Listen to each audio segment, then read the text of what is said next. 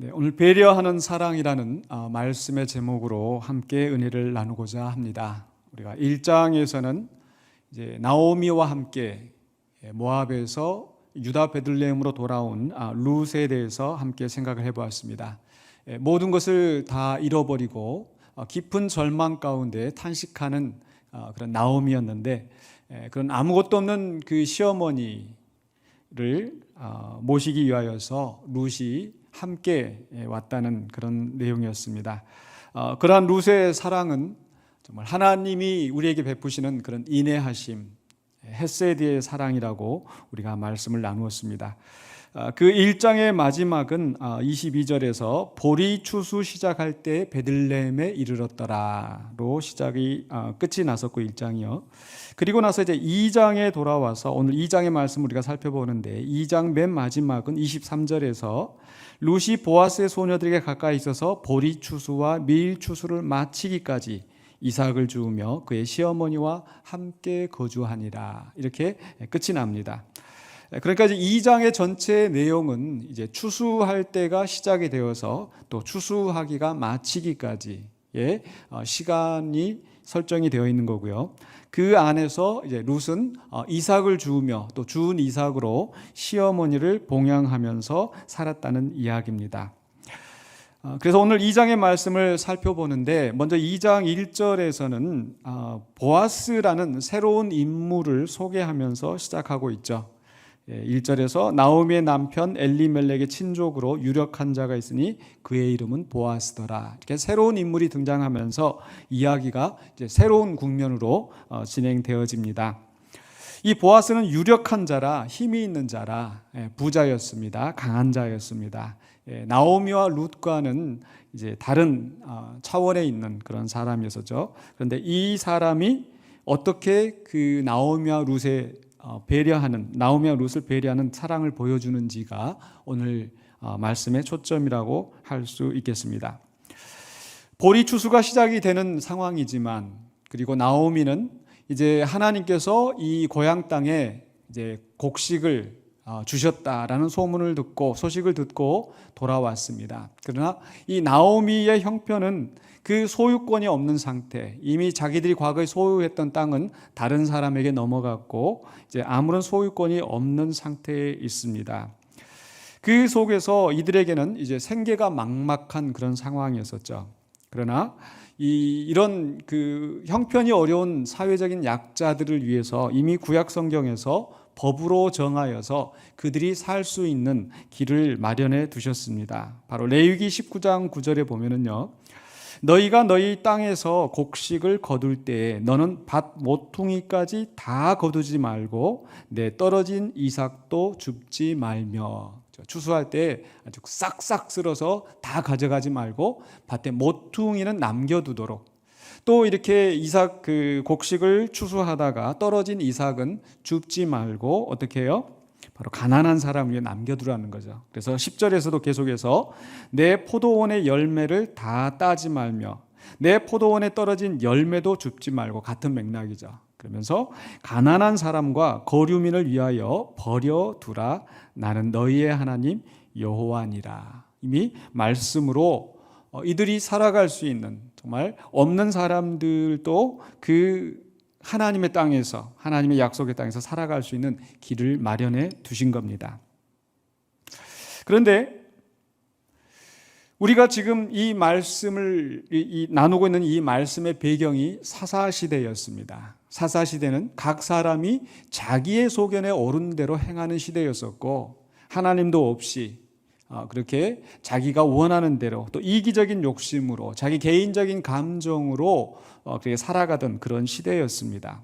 게다가 한동안 흉년이 들어서 이 엘리멜렉이 그 가족들을 데리고 떠나야 되는 상황이었었고, 이제 겨우 곡식을 거두기 시작하는 상황이었을 때, 과연 이 레위기에서 말씀하셨던 이 하나님의 법이 그들 가운데 잘 지켜졌을까? 그런 생각을 해봅니다.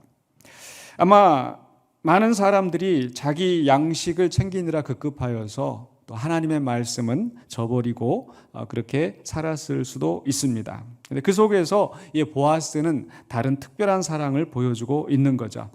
오늘 2장의 내용은 특별히 이제 세 장면으로 우리가 나눠서 볼 수 있겠는데요. 2장 1절로 7절에서 먼저 첫 장면에서는 이제 룻이 보아스의 밭에 가서 이삭을 줍게 되었다는 내용입니다. 이 룻이 이제 나오미와 함께 돌아오긴 했는데 사실 어떻게 살아가야 될지 사실 막막한 상황이에요. 나오미 자신도 막막하기도 하지만 룻은 더더욱 아무것도 모르고 누구 하나 아는 사람, 연고자조차도 없는 또 그런 상황이었었죠. 이런 속에서 좀 나오미라도 좀 이렇게 앞장서서 우리 이렇게 하자 저렇게 하자 하면 좋겠는데, 우리가 1장에서 본 나오미는 깊은 절망과 우울감 속에서 아무것도 하지 못하고 있는 그런 상황이었습니다. 어쩌면 자기의 이름을 나오미라 하지 말고 마라라 하라, 하나님이 나를 치셨다라는 그런 절망 가운데 있을 때는 어쩌면 나오미 자신은 대인 기피증까지 오지 않았을까.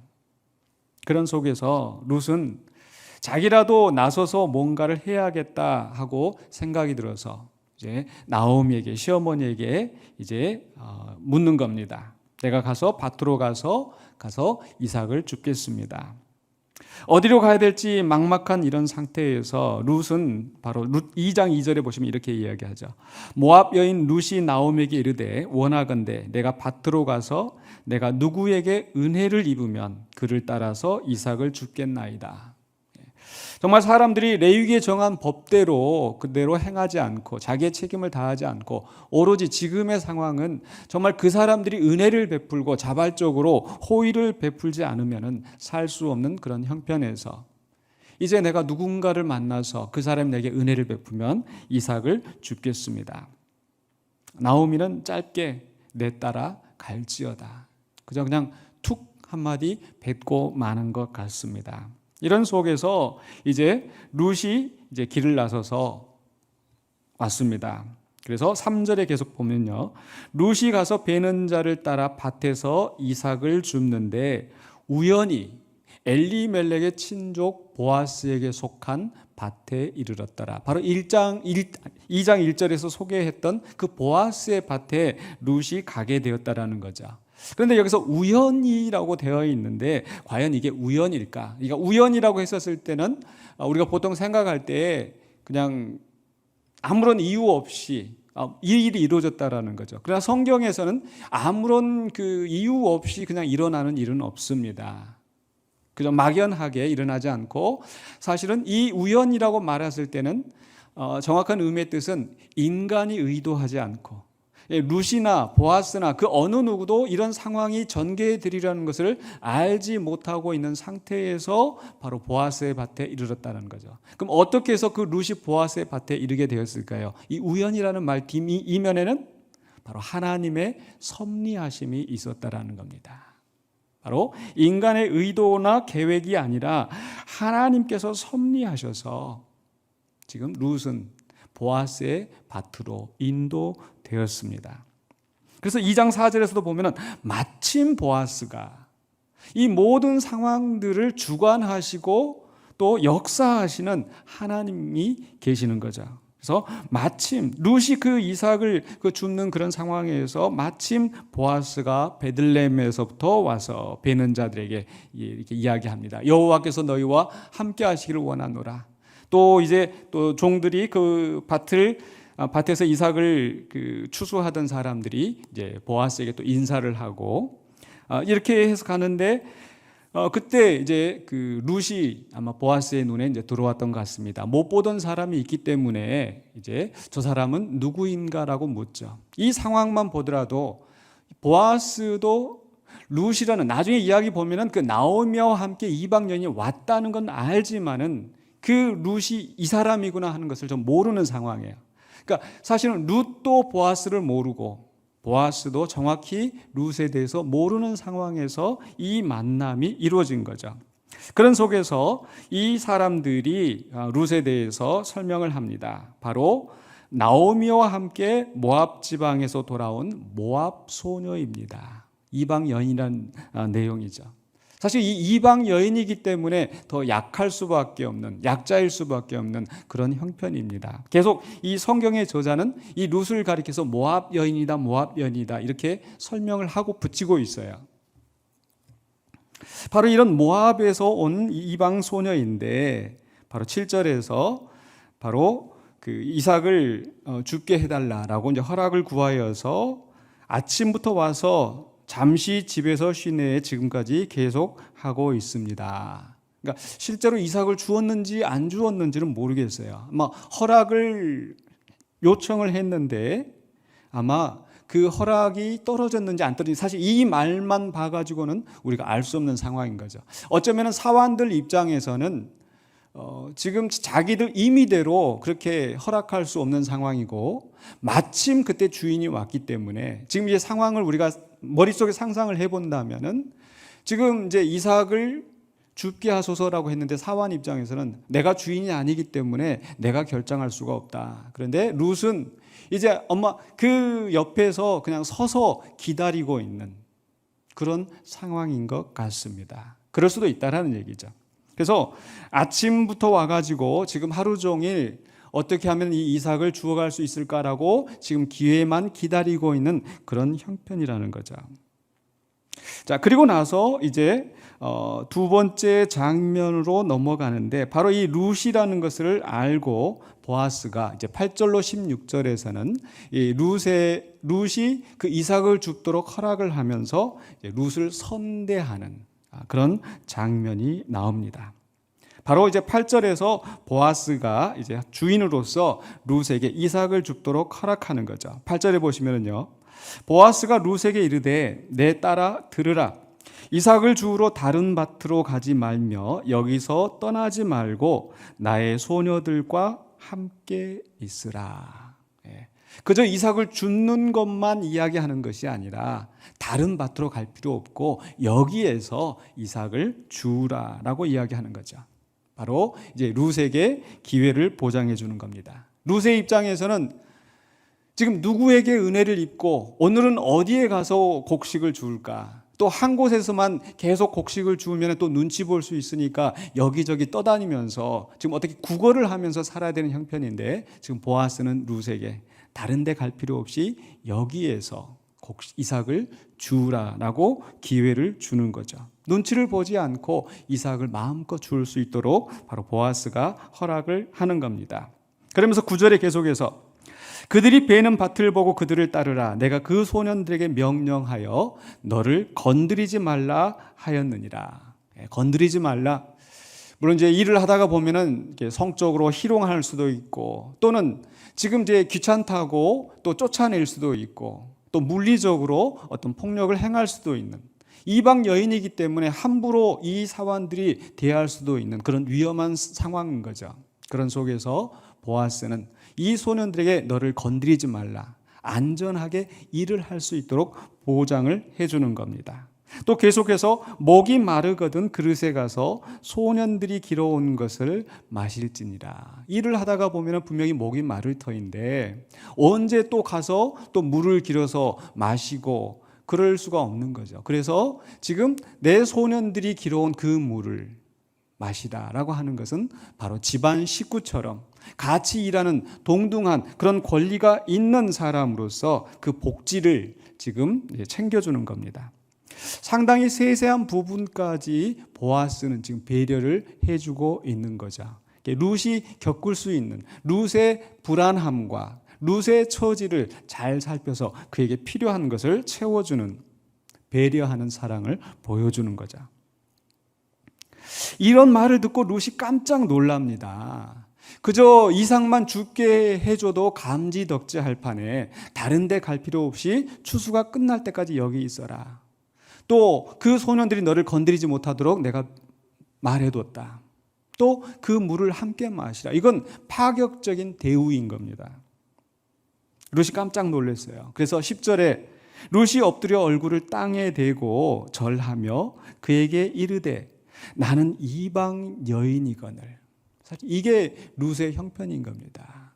우리도 제3세계에서 온 가난한 나라에서 온 그런 노동자라고 해서 얼마나 무시합니까? 그 인권이 그 짓밟히고 그런 상황이 되는 것을 우리가 뉴스에서 많이 보죠. 모압, 나는 이방 여인인데 어찌하여 내게 이런 은혜를 베푸십니까? 어찌하여 나를 이렇게 돌보십니까? 사실 이게 지금 보아스가 룻에게 하고 있는 거예요. 은혜를 베푸는 것, 돌보는 것. 근데 내가 이런 당신의 호의와 당신의 돌봄을 받을 만한 자격이 없고 다른 사람들이 나를 이렇게 대접해 주지 않는데 어찌하여 내게 이런 일을 하십니까? 라고 놀래서 이야기를 하는 겁니다. 여기에 대해서 이제 11절과 12절에서 보아스가 대답을 하는데요. 11절에서 이렇게 이야기를 하죠. 내 남편이 죽은 후로 내가 시어머니에게 행한 모든 것과 내 부모와 고국을 떠나 전에 알지 못하던 백성에게로 온 일이 내게 분명히 알려졌느니라.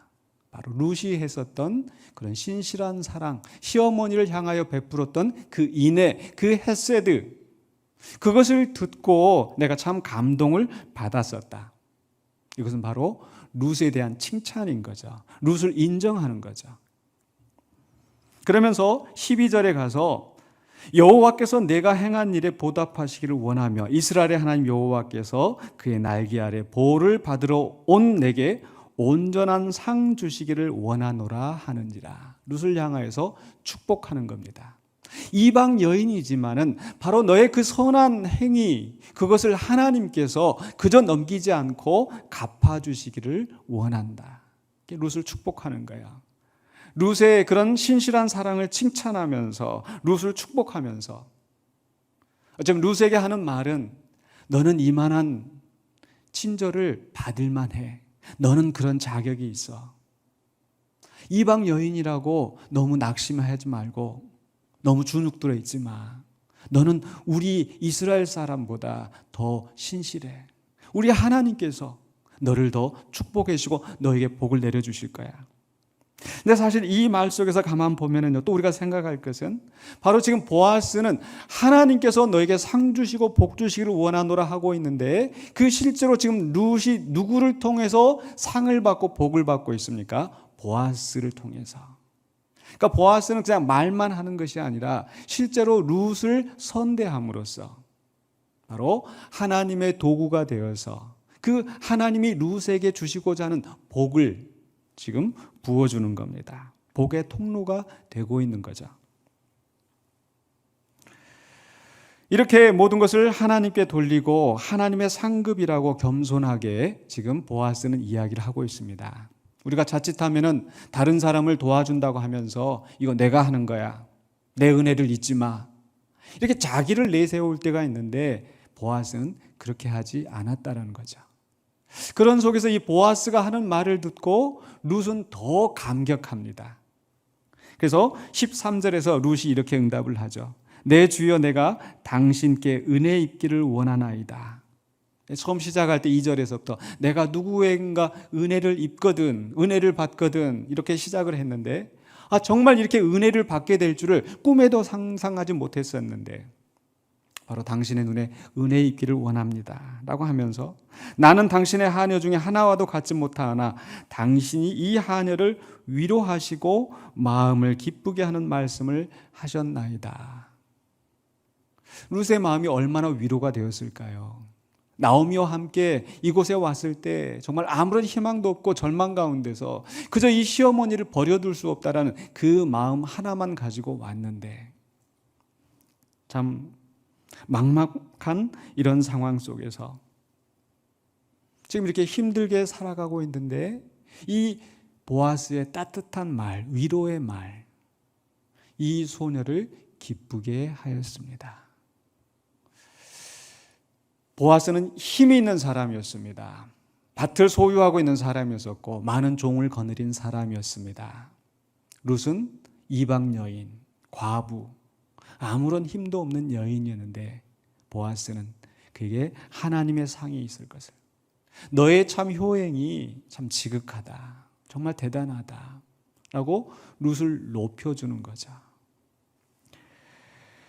우리는 이런 선대를 베푸는 성도들이 되었으면 좋겠습니다. 그래서 조금 도와주면서 생색을 내고 내가 너를 이렇게 도와줬는데 내가 너한테 어떻게 했는데가 아니라 정말 그 사람을 오히려 칭찬하고 그 사람을 높여주고 위로하고, 그저 물질로만 돕는 것이 아니라 그 감정까지, 그 마음까지 위로해 줄 수 있는 그러한 배려하는 사랑이 보아스에게서 나오고 있는 겁니다.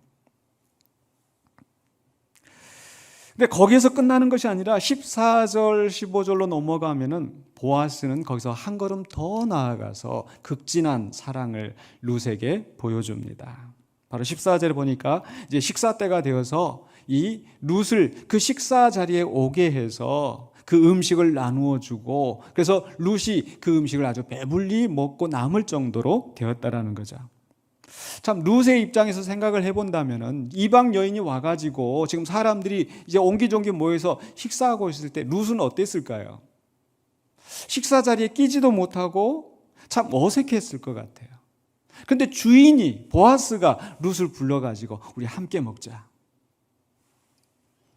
사실 이렇게 배려하는 사랑 쉽지 않은 것 같아요. 우리 교회도 식사 시간 되면은 다 내 친구끼리, 내가 아는 사람끼리 옹기종기 모여 앉아서 먹지, 좀 새 가족이 와가지고 좀 어색하게 있는데 그냥 이렇게 넘기기가 참 쉽잖아요. 근데 그런 어색해 할 수 있는 룻을 데려다가 함께 그 공동체 안에서 식사할 수 있도록 해주는 이 보아스의 배려. 또 룻의 입장에서는 이제 겨우 지금 이삭을 주우러 온 상황이에요. 도시락을 싸올 수도 없는 형편인 거죠. 그런데 분명히 먹을 것도 없을 것을 알고 데려다가 먹이는 겁니다. 얼마나 따뜻한 지금 배려를 보아스가 하고 있는지. 게다가 남은 음식까지, 배불리 먹고 남은 음식까지 싸주는 거예요. 누구를 위해서 싸줬겠어요? 바로 나오미를 위해서. 또 집에 가서 또 마저 양식이 될 수 있도록 이렇게 남은 음식까지 다 싸가게 해주는 거죠. 그러면서 또 일꾼들에게 따로 명령하는 겁니다. 15절 16절에 보시면은요, 그에게 곡식 단 사이에서 줍게 하고 책망하지 말며 또 그를 위하여 곡식 다발에서 조금씩 뽑아 버려서 그에게 줍게 하고 꾸짖지 말지니라. 곡식 단 사이에서 줍게 한다. 지금 이 추수하는 과정을 좀 상상하시면 될 것 같은데요. 이 추수하는 상황이 어떻게 되냐면, 이제 그 남자들이, 보통의 경우 이제 남자들이 가가지고 이제 낫을 들고 칼을 들고 가서 곡식을 이제 다 베요. 베고 나면은 또 뒤따르는 여자들이 있어가지고 그 곡식들을, 이삭을 가지고 다 이제 묶어가지고 단으로 이제 가져가는 거죠. 그리고 나서 그 단으로 다 가져가고 났을 때, 추수가 다 끝났을 때 이제 가난한 사람들이 와서 그 밭에 떨어져 있는 이삭을 주워가는 거죠. 그런데 지금 룻에게는 뭐라고 지금 허락이 됐었어요? 곡식 단 사이에서. 지금 추수가 한참 진행 중인데 그 이삭을 주워가도록 하는 거죠. 더 큰 기회를 룻에게 주게 하는 겁니다. 그것뿐만 아니라 곡식 다발에서 조금씩 뽑아 버려서 그에게 줍게 하고 꾸짖지 말지니라. 왜 이렇게 일하는데 거치적거려요? 일 끝나면 주워 가세요. 그죠?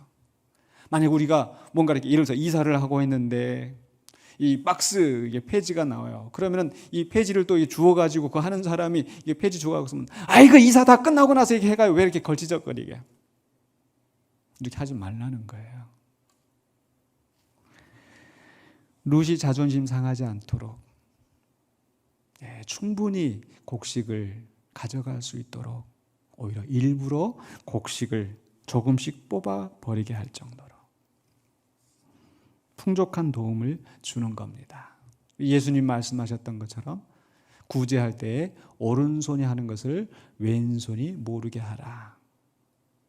드러내지 않고 룻이 도움을 받을 수 있도록 배려하는 그런 보아스의 사랑을 우리가 볼 수 있는 거죠. 그래서 이제 룻이 아주 풍족하게 이삭을 주워 가지고 이제 돌아옵니다. 세 번째 장면은 이제 집에 와서 17절로 23절에서 룻과 나오미가 이제 대화를 하는 내용인데요. 19절에서 나오미가 이제 깜짝 놀라 가지고 도대체 어디서 이렇게 오늘 많은 곡식을 가져올 수 있었느냐.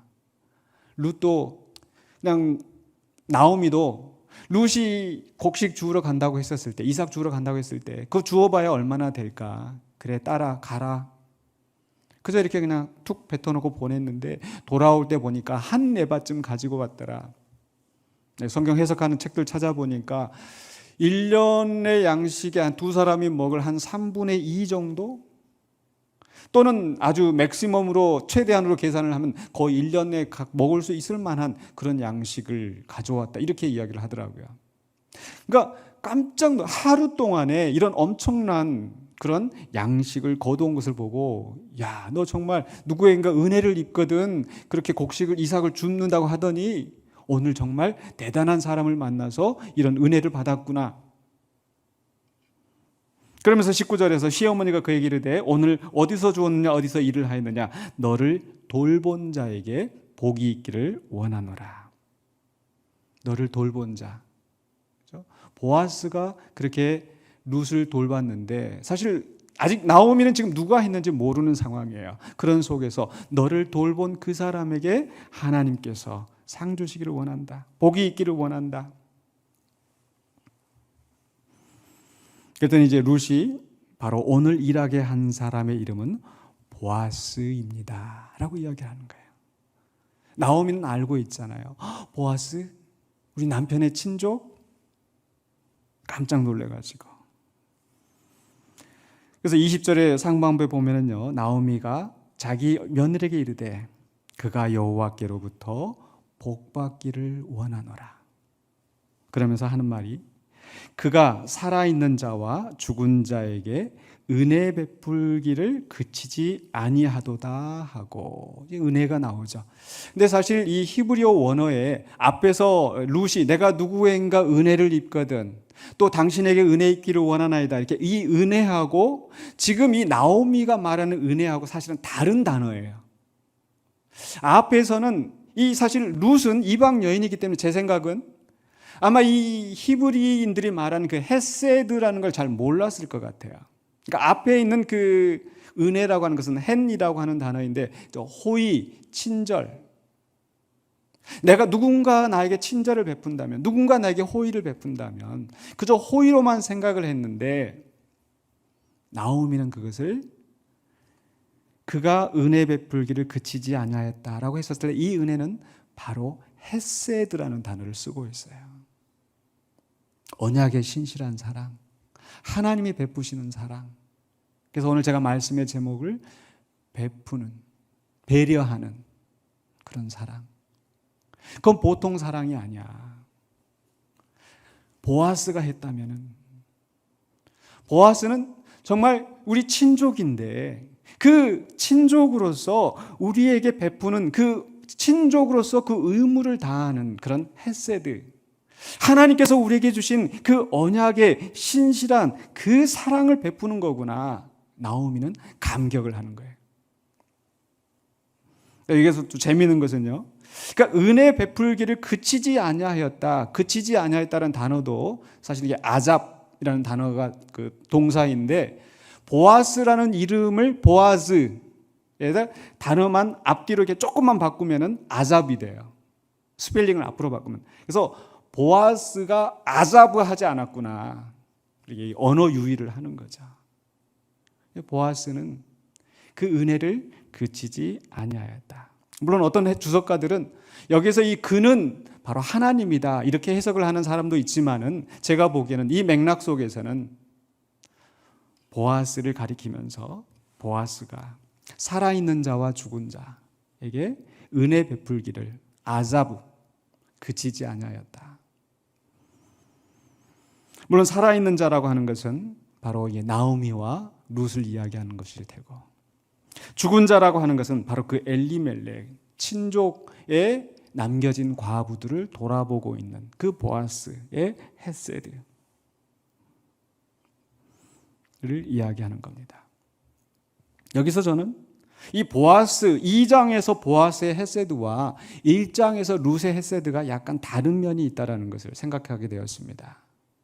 즉 룻의 헤세드는요, 룻 자신도 아무것도 없고 나오미도 아무것도 없는 상태에서 버리지 않고 함께하는 그런 헤세드라고 한다면은 룻도 가난한 사람이었어요. 그러나 보아스는 1절에서 소개되는 만큼 유력한 자, 힘이 있는 자, 강한 자, 부유한 자.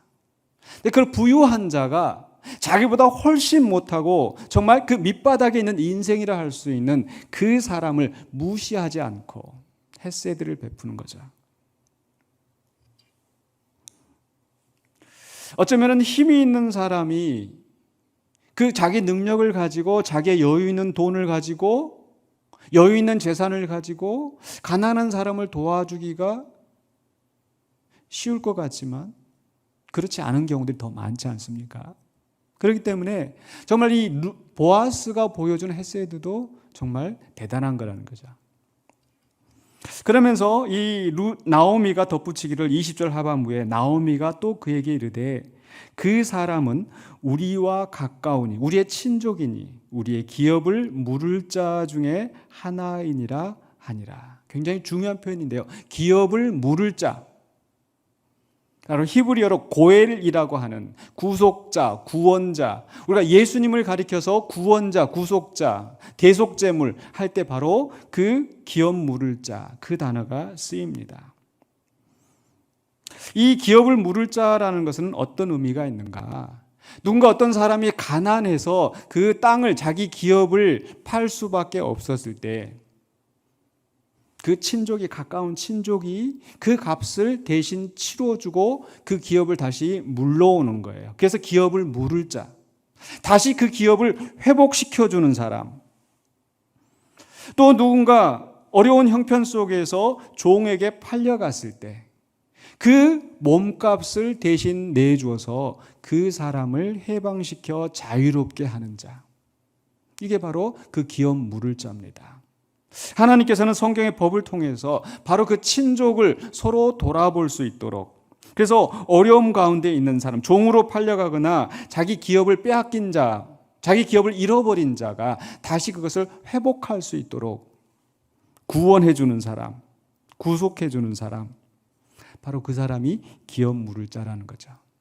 그래서 나오미는 막연하게 지금 이 고향으로 돌아와서 살 길이 막막하던 처지에 저마다 자기 입만 챙기느라고 자기 이기적으로 살아가는 그 속에서 보아스가 이렇게 은혜를 베풀었다라는 것, 하나님께서 우리를 돌보시는구나, 그런 마음으로 나오미는 위로를 받고 그는 우리의 기업을 물을 자 중에 하나라고 이야기를 하는 겁니다. 말씀드린 것처럼 보아스는 유력한 자, 힘이 있는 자. 그런데 그 힘을 가지고 남을 무시하고 남을 깔아뭉개는 것이 아니라 오히려 약한 자를 돌보는 그런 배려하는 헤세드를 보여준 거죠. 이런 면에서 우리 보아스는 바로 우리 예수님의 또한 표상이 되고 있습니다. 예수님은 모든 것을 가지신 분이었었고 모든 만물이 그로 말미암아 창조되었고 이 창조주로서 하나님의 영광, 동등한 영광을 가지신 분이었지만은 우리 잃어버린 하나님의 나라의 상속권을, 하나님의 자녀됨을 회복하게 하시려고 이 땅에 내려오셔서 그 값을 당신의 몸을 친히 희생제물로 드리시고 대속제물로 드리심으로 말미암아 우리의 기업 물을 자, 구속자가 되어주신 거죠. 그래서 고린도후서 8장 9절에서 바울은 이렇게 이야기합니다. 우리 주 예수 그리스도의 은혜를 너희가 알거니와 부요하신 이로써, 부요하시네. 우리 예수님은 더 이상 바랄 것이 없는 하나님과 동등한 영광을 가진 그런 부요하신 분. 근데 그 부요하신 분이 너희를 위하여 가난하게 되심은 바로 당신의 몸을 드리고 연약한 인간의 육신을 입으시고 그렇게 낮아지시고 십자가에 못 박혀 죽기까지 낮아지신 그분. 왜 그렇게 가난해지셨을까요? 왜 그렇게 낮아지셨을까요? 바로 그의 가난함으로 말미암아 너희를 부요하게 하려 하심이라. 아멘. 바로 우리 주님이 보여주신 그 배려하는 사랑, 부요하지만은 그 부요함을 당신의 기회로 삼지 아니하시고 오히려 그것을 버리시고 포기하시고 가난한 우리를 부유하게 하시는, 연약한 자를 강하게 세우시는 그 사랑을 우리 예수님이 보여주신 겁니다. 그리고 아울러서 그 예수님은 우리에게도 너희도 이같이 하라. 우리가 계속해서 복음서의 말씀을 나눠볼 때 지난 수요일 날도 우리 주인태 목사님이 나눴던 그 말씀, 세상 나라의 원리는 힘 있는 자가 군림하고 주관하고 자기 멋대로 살아가지만 하나님의 나라에서는 그렇지 아니하다. 힘이 있는 자가 약한 자를 섬기고 돌보는, 그것이 하나님의 나라의 원리이기 때문에 그것을 우리 성도들이 그렇게 살아가도록, 주님의 제자들이 그렇게 살아가도록, 너희가 크다고 높아지려고 하지 말고 낮아지고 섬기는 자가 되라. 내가 바로 그렇게 하지 않았느냐? 내가 너희를 위한 대속물로 너희를 섬기기 위하여서 이 땅에 오지 않았느냐? 너희도 그런 섬기는 자가 되라고 말씀하시는 거죠. 그래서 우리는 우리 주변에 있는 그 약자들에 대해서 배려하는 사랑을 베풀기를 원합니다. 어떤 사랑을 누구에게 베풀어야 될까요? 저는 한 3가지 측면에서 간략하게 생각을 해보았습니다. 첫 번째로는요, 경제 사회적인 측면에서 나보다 돈이 없는 사람, 나보다 위치가 낮은 사람, 나보다 직급이 낮은 사람, 세상의 원리는 그런 약자들을 무시하고 내가 함부로 대하고 그렇게 해도 비난받지 않고 그렇게 살아갈 수 있는데 우리 주님은 그렇게 하지 말라고 하신 거죠. 가끔 뉴스에 나오는 그런 내용들, 그렇죠? 힘 있는 자들이 갑질하고 돈 없다고 무시하고, 그렇죠? 그것이 어린 아이들에게까지 영향을 미쳐서 아이들이 전세 아파트 산다고, 임대 아파트 산다고 그런 아이들 무시하고, 자기들은 좋은 아파트 사니까 어린 아이들에게까지 그런 나쁜 영향이 미쳐 있어요. 나는 명품을 가지고 있고, 나는 돈이 많고, 나는 월급을 많이 받고, 그렇게 남들을 무시하는데 우리 성경은 분명히 이야기합니다. 디모데전서 6장 17절에 내가 이 세대에서 부한 자들을 명하여 마음을 높이지 말고, 교만하지 말라는 얘기예요. 남들보다 월급이 많다고, 남들보다 좋은 집에 산다고, 좋은 걸 소유하고 있고 가지고 있다고 교만하지 말라는 거예요. 정함이 없는 재물에 소망을 두지 말고 오직 우리에게 모든 것을 후히 주사 누리게 하시는 하나님께 두며, 재물에 소망을 두고 재물이 나의 인격을, 재물이 나의 위치를 높여주는 것이냐, 재물에 마음을 두고 있는데, 그렇기 때문에 정말 부자가 하나님 나라에 들어가기가 어려운 겁니다. 그 소망을 하나님께 둬야 되는데, 근데 부유한 자들에게 그 재물에 소망을 두지 말고 하나님께 두면서 뭐 하라고 그랬어요? 18절 19절에 선을 행하고 선한 사업을 많이 하고 나누어 주기를 좋아하며 너그러운 자가 되게 하라. 그 재물을 가지고 다른 사람 위에 군림하는 데 쓰려고 하지 말고 나누어 주고 베풀면서 너그러운 자가 되게 하라. 이것이 장래에 자기를 위하여 좋은 터를 쌓아 참된 생명을 취하는 것이니라. 그래서 내가 남들보다 여유가 있거든, 그 여유를 가지고 다른 사람을, 경제적으로 사회적으로 약한 사람들을 돌보는 그런 사랑을 우리가 베풀어야 되겠습니다. 첫 번째는 경제 사회적인 면에서 그러하고요. 두 번째로는요, 육체적인 면에서 분명히 힘 있는 자들이 힘 없는 그런 상황이 육신적으로 있을 수도 있습니다. 대표적인 경우가 바로 장애인들에 대한 그런 배려가 되겠습니다. 우리 사회에서 장애인들이 얼마나 많은 편견과 차별을 받고 있습니까? 마치 장애인이 어떤 저주인 양, 또 그 장애인을 무시하고, 심지어는 교회 안에서도 그런 경우가 있더라고요.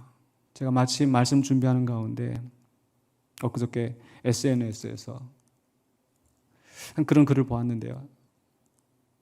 제가 잘 아는 목사님 이야기였습니다. 군산 출신이세요. 제가 우리 군산 영광교회 온다고 하니까 내가 예전에 개복교회에서 그렇게 기도하고 이렇게 했던 생각이 난다고 했던 그 목사님이신데 굉장히 실력도 좋으시고, 근데 그분이 아들이 다운 증후군을 가지고 태어났습니다. 그 다운 증후군을 가지고 태어났는데 살면서 참 어려운 일도 많이 있었지만 그 아들 때문에 참 많은 은혜가 있었다.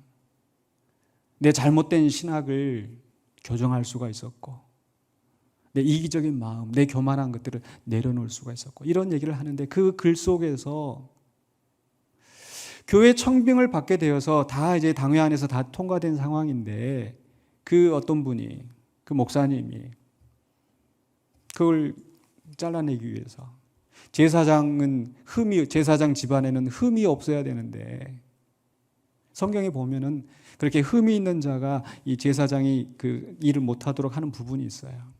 근데 그걸 가지고 이야기를 하면서 교인들의 마음을 돌려놓고 결국은 그 청빙을 맡게 된 일이 있었다.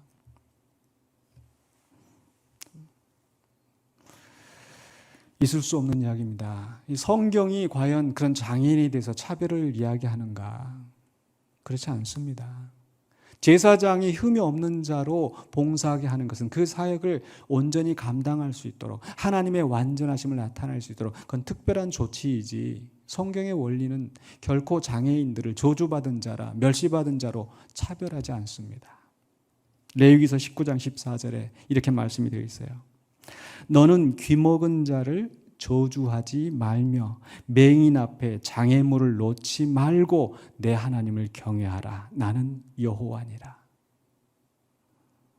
귀먹어서 안 들리니까 함부로 이야기하고,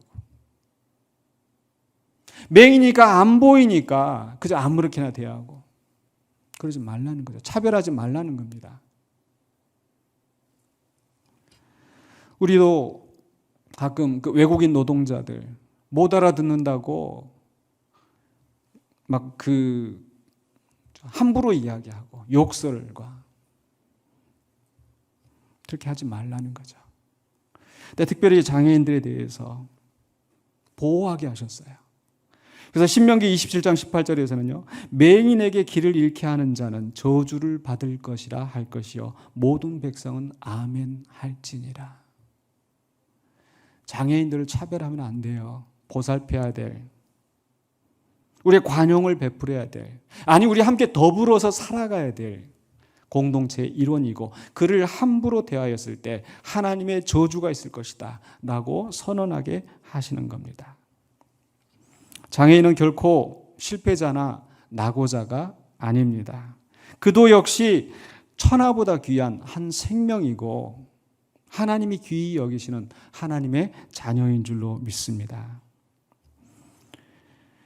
그렇기 때문에 우리는 그런 장애인들에 대해서 우리 값싼 동정을 베풀려고 해서도 안 되고, 또 그들에게 필요한 기회를 제공하고, 또 그들에게 우리의 어떤 그 도움이 필요한 부분이 있었을 때 우리가 기꺼이 마땅히 우리가 그들을 보살펴야 되는 거죠. 그것을 통해서 우리는 우리의 이기적인 잘못된 그런 것들을 내려놓고 정말 주님이 보여주신 그 배려하는 사랑을 실천할 수 있게 되는 겁니다.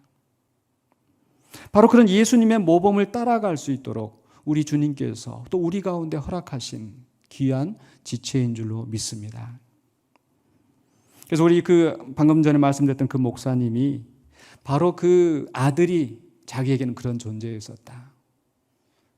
우리 공동체 안에서 그렇게 정말 이렇게 그 말을 기록했더라고요. 그 연약하며 거의 쓸데없어 보이는 지체들이 그리스도의 몸에 하는 일과 역할이 있습니다. 그중 하나가 이러한 장애들이 없이 신체 건강한 사람들이 이루어내는 불건강한 죄악된 이기적인 문화를 고쳐주는 일입니다.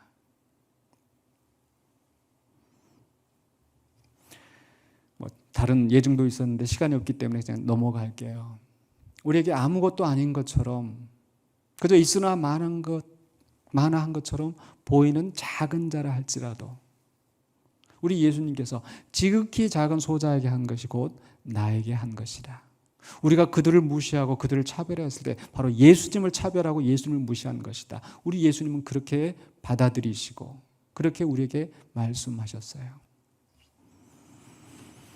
그렇기 때문에 우리는 또 육체적으로 연약한 자들을 우리가 결코 차별하지 않고 편견으로 대하지 않고 그들을 우리가 함께 사랑하는 성도들이 되어야 되겠습니다. 마지막으로 세 번째로는요, 바로 신앙적인 면에서 강한 자들이 약한 자들을 배려하며 돌봐야 됩니다. 분명히 신앙에 있어서도 차등이 있을 수 있습니다. 오래 신앙생활을 하면서 믿음이 단단한 사람이 있고 이제 막 신앙생활을 하면서 아직 연약한 새싹과 같은 그런 믿음을 가진 사람도 있을 수 있습니다. 로마서 15장 1절과 2절에서 믿음이 강한 우리는 마땅히 믿음이 약한 자의 약점을 담당하고 자기를 기쁘게 하지 아니할 것이라. 우리 각 사람이 이웃을 기쁘게 하되 선을 이루고 덕을 세우도록 할지니라. 바로 우상의 재물을 가지고 어떤 사람은 먹을 만한 지식이 있고 먹어도 거리낌이 없고 그런데 자칫하면 그것이 교만함이 되어서 그 먹지 못하는 연약한 사람들을 그 먹는 것을 보면서 실족하게 되는 사람이 있는데도 자기 지식과 자기의 권리를 주장하는 것, 그 믿음이 약한 사람을 실족하게 하는 거죠. 어린 싹은 작은 변화에도 작은 자극에도 치명적인 상처를 입을 수가 있습니다. 좀 큰 줄기는 조금 상처가 나도 그저 맺고 가면서 자라서 열매를 맺을 수가 있는데 어린 싹은 그저 그대로 말라 죽을 수가 있는 거죠. 자칫하면 우리가 앞선 신앙인이 연약한 그런 새싹과 같은 새 가족을, 새 신자를, 다음 세대를 시험에 들게 할 수 있다는 거. 그래서 성경은 우리에게 분명히 말씀합니다. 마태복음 18장 6절에서 예수님께서 우리에게 경고하셨던 말씀. 누구든지 나를 믿는 이 작은 자 중 하나를 실족하게 하면 차라리 연자 맷돌이 그 목에 달려서 깊은 바다에 빠뜨려지는 것이 나으니라. 잘 아는 말씀이죠. 계속해서 7절에 실족하게 하는 일들이 있음으로 말미암아 세상에 화가 있도다. 실족하게 하는 일이 없을 수는 없으나 실족하게 하는 그 사람에게는 화가 있도다.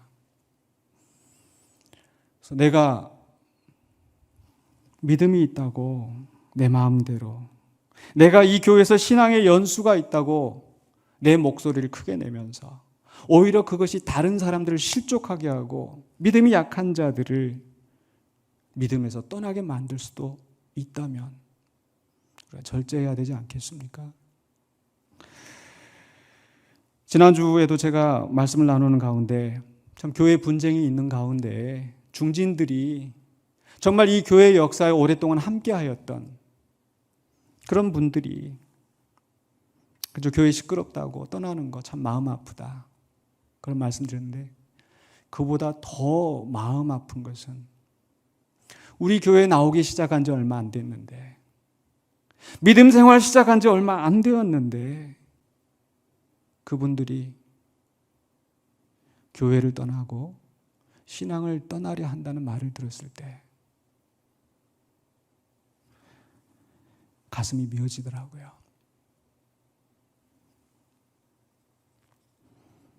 그래서 저도 더 자중하게 되고 할 말이 있어도 참게 되고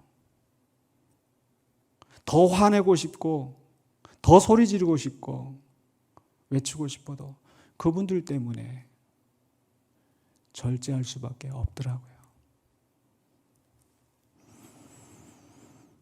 그렇게 절제하지 않고 그저 내 소리 내 주장 있는 소리 없는 소리 다 보여주고 드러내고 믿음이 약한 사람들에게까지 문자를 보내고 경건하게 예배드리고 말씀 드려야 하는 시간에 허튼 소리를 하고 말씀을 듣는 성도들을 실족하게 하고 근심하게 하고 믿음이 있다고 하는 사람, 신앙의 연륜이 있다고 하는 사람들이 그래서야 되겠냐는 말씀입니다. 저 자신을 포함해서 하는 이야기입니다. 부부가 다투면은 제일 상처를 받는 것은 그 자녀들일 것이고요. 그래서 제가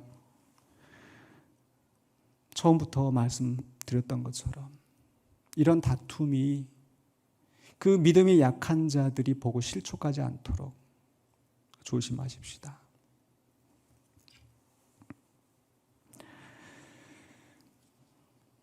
우리는 믿음이 강한 우리는 로마서 15장 1절 믿음이 강한 우리는 마땅히 믿음이 약한 자의 약점을 담당하고 자기를 기쁘게 하지 아니할 것이라.